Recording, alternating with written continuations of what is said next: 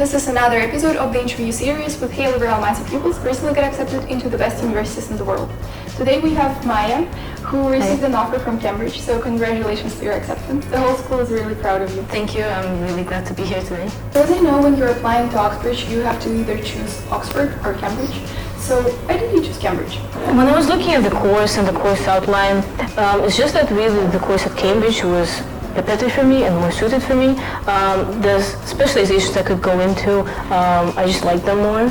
And generally I think that Cambridge is a bit more well known for technical subjects, whereas Oxford is more into humanities, economics and stuff like that. And that's why I chose it over Oxford. And to be honest, the exam there was a bit easier. That's what I thought. So yeah. Was Cambridge your dream school or you had any other options? It was an aspiration for quite a long time, but to be honest, just before the application process started, I nearly stepped back from it. But then I talked to Mr. Jacoby and he kind of reassured me and encouraged me that maybe I am up for the challenge. That's why I applied to Cambridge as well. But yeah, of course, when I applied, that was my first choice. Yeah, I'm really glad that you didn't give up and ended up in Cambridge. Thanks, yeah, I'm glad I did that too. So when you were looking at the universities, what was more important for you? The ranking, the name, or did it really fit you? I don't think that the ranking is the most important factor in the decision. It's genuinely the course and the opportunities that the university offers, the research opportunities, the connections that the university has.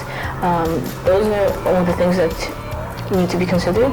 And for me, first I thought it's just cool to apply to Cambridge, but when I started to actually research it, I found out that the opportunities, the specializations, the projects are really great for me, and they have areas that I really want to look into more and be part of those interesting things that go on at Cambridge.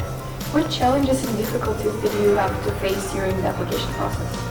In general, I think meeting deadlines was quite difficult because for Oxbridge especially, deadlines are quite packed. That was quite hard. I'm not one of those people who prepared beforehand and started applying a while ago, and that's not something I advise anyone to do. But yeah, in general, I spent the most time, I think, and effort on my personal statement. The most stressful part was the interview because that was actually face-to-face with someone, a professor at Cambridge, and that was quite stressful, yeah. So you didn't only apply to Cambridge, right?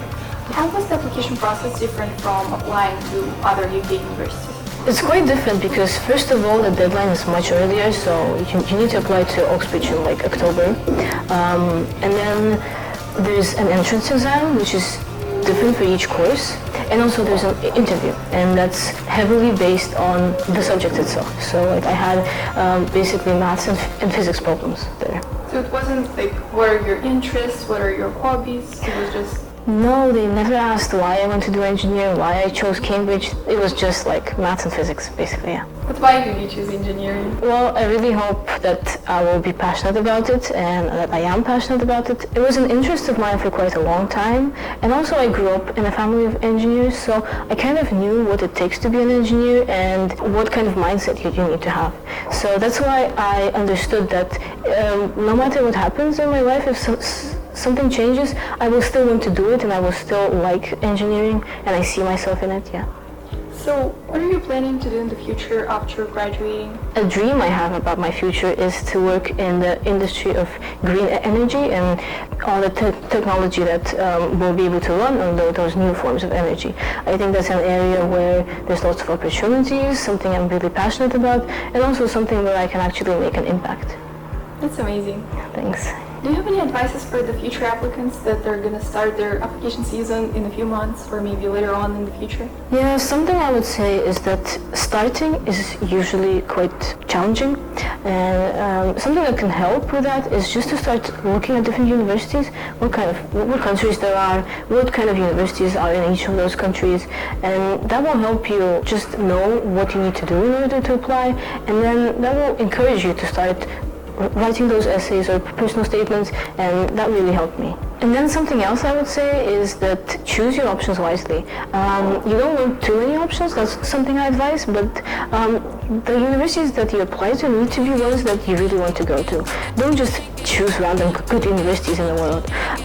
Really research them and know your options, and then always think about safety. That's something that will calm you down and make you sleep well at night. Thank you so much for this interview. We wish you the best of luck in Cambridge, and also we would wish to see you on the alumni meetings next year. Thank you, I'll definitely be there, and I wish good luck to all the future applicants.